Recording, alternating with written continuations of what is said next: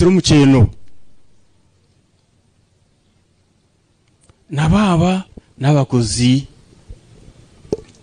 bibyo kutangaza n'abashomesa aba buri yo mu mahika gani kurebe muombekire na n'ubuntu bucete muguza amahuri manya baguza bikisho baguza vakedo izo bariona ebinemi ya n'imigate 5 n'ibinyanza bingayi.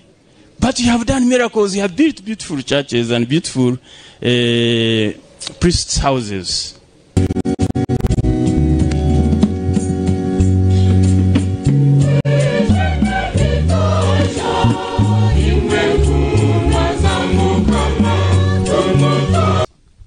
Kumarabe unumuraxinga numuza kurebe cyombe kotsya achidasiz yambare yombe kiraha ekwatanise ni twabantungamo ece kizimbe tubatushabire senti konka hino kutukwatiriri mbene kutento basakore kintu cyo mwaka gumwe batatushabire senti hati cyo babore kacu tutukubasa kuchukura omyezi mukaga baba tushabire senti abakuba baryaha noizo yanjura ugire tunyobwana mukuru na niwe archbishop no mugenyi mukuru itwari pechi uchitaharia ushitamu.